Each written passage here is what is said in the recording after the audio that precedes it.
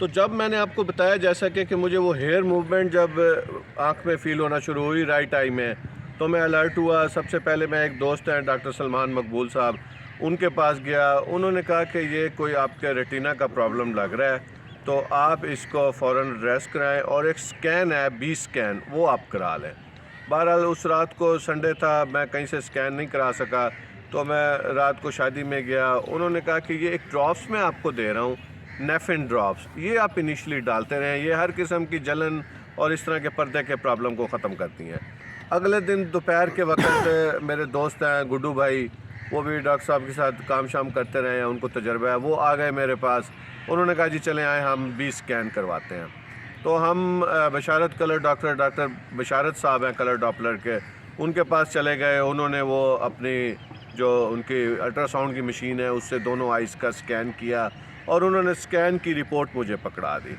अच्छा, अब उस स्कैन की रिपोर्ट में बड़ा लाइट सा यही लिखा हुआ था कि रेटिना बिल्कुल ठीक है, पर्दा अपनी जगह फ़िक्स है, कोई प्रॉब्लम नहीं है, तो थोड़ा बहुत ब्लड वगैरह का इशू नज़र आ रहा है। होता ये है कि जब ये पर्दा है ना आपका, ये वीक हो जाता है, तो ये फिर जिस दीवार के ऊपर चिपका हुआ है उस पे से उखड़ना शुरू हो जाता है। फिर इसके ऊपर वेयर एंड टेयर भी आती है, कभी इसमें क्रैक आ जाता है। अगर ये बिल्कुल हमारी आँख के सेंटर वाली जगह के ऊपर इस पर कोई कट आ जाए, कोई क्रैक आ जाए, तो हमें फेस फिर कटे हुए नज़र आते हैं। अगर ये साइडों के ऊपर हो, जिस तरह ये आँख है इसी तरह ये पीछे गोल है, अगर साइडों पे कहीं हो तो उसका ये है कि एक प्रोसेस होता है जो मुझे पता चला इसी ट्रीटमेंट के दौरान, उसे कहते हैं लेज़र बैराज। एक बंद सा बांध देते हैं सारी तरफ, ताकि वो जो कट हो गया है, जो पर्दा डैमेज होना शुरू हुआ है, वो आगे की तरफ ट्रैवल ना कर सके, मतलब वो कट आपके सेंट्रल पॉइंट तक ना पहुँचे और सेंटर में आपकी जो आई साइट है वो रिटेन रहे। क्योंकि जो आँख का बिल्कुल सीधे वाला पोर्शन है, जैसे ये आप देख रहे हैं, इस तरह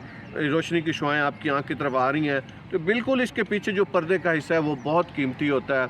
बहरहाल उसके बाद जनाब अगले दिन मैंने वो स्कैन की रिपोर्ट, मुल्तान इब्न सीना में होते हैं मेरे दोस्त के कज़न हैं डॉक्टर गुलाम अब्बास साहब, FCPS हैं, रेटिना स्पेशलिस्ट हैं, उनको मैंने वो भेजी। तो उन्होंने पहले मुझे अलार्मिंग सिग्नल दिया कि इन्हें कहें फ़ौरी तौर पे इसको ट्रीट कराएं। अगर ये रेटिना उखड़ गया तो उसके बाद ये लंबी सर्जरी में फंस जाएंगे, 2-2.5 घंटे लंबी सर्जरी होगी। बेहतर यह है कि इसको फ़ौरन ये लेज़र ट्रीटमेंट करा के फ़िक्स करा लें।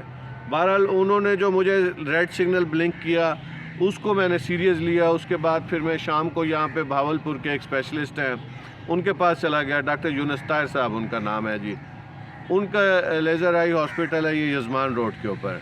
उन्होंने चेक किया, फाइंडिंग्स उन्होंने भी तकरीबन उसी तरह की ही बताई, लेकिन ये है कि उन्होंने मुझे बताया कि 50,000 आपका लगेगा, 25,000 एक आँख का। तो ये लेज़र बैराज का एक प्रोसेस लिखा, उन्होंने कहा जी ये मैं आपको कर दूँगा।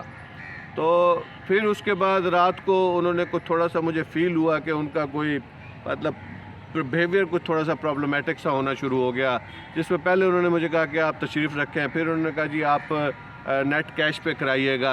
बहरहाल जिस तरह से भी व्हाट्सोएवर 9:30 बजे उन्होंने मुझे कहा जी आप घर तशरीफ़ ले जाएं, फिर हम रात को आपको बुला लेंगे। रात को उनकी तरफ से मुझे कोई कॉल नहीं रिसीव हुई, तो I don't know what were the behind reasons. तो बहरहाल मुझे ये फ़ील हुआ कि they don't want to entertain my case. तो मैंने लेकिन बहरहाल उसके बाद एक डॉक्टर जहाँ ज़ेब साहब हैं, इधर ज़ेब हॉस्पिटल में होते हैं सेटलर टाउन में, मैं रात को उनके पास सेकंड ओपिनियन के लिए आया।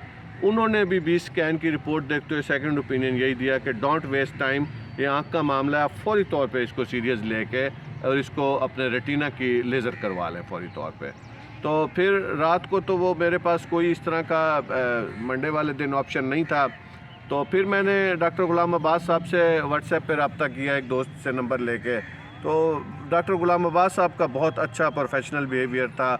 उन्होंने मुझे कहा जी कि सुबह आप आ जाएं, मैं फ़ातिमा मेडिकल सेंटर मुल्तान में होता हूँ 4 से 6 बजे तक। तो मैंने उन्हें कहा कि डॉक्टर साहब 4 से 6 बजे तक तो मैं आ जाऊँ, लेकिन मुझे इस तरह से यहाँ पे डॉक्टर साहब हैं यूनुस ताहिर साहब, उन्होंने कहा कि आप लेज़र बैराज प्रोसेस करवाएं इसको। तो उन्होंने कहा ठीक है, फिर आप आज ना आएँ, आप बुध वाले दिन आ जाएँ मेरे पास इब्न सीना हॉस्पिटल में, तो वहाँ पे जो है ना मैं आपका इसका लेज़र ट्रीटमेंट कर दूँगा।